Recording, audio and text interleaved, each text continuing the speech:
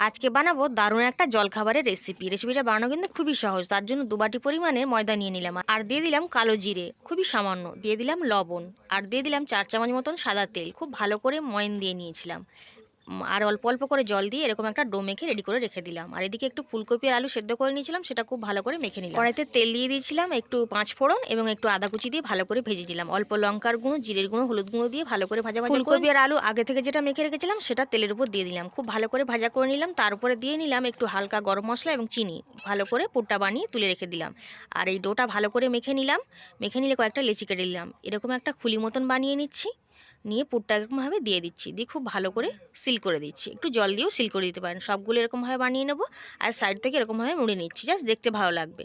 সবগুলোকে বানিয়ে নিচ্ছি। কড়াইতে সাদা তেল দিয়ে দিচ্ছি। তেলটা গরম হয়ে গেলে এগুলো এক এক করে দিয়ে পরপর কয়েকটা ব্যাচে করে ভেজে নেব। জলখাবারটা কিন্তু দারুণ মুচমুচে এবং খাস্তা হয়। আপনারা বানিয়ে খেয়ে দেখতে পারেন।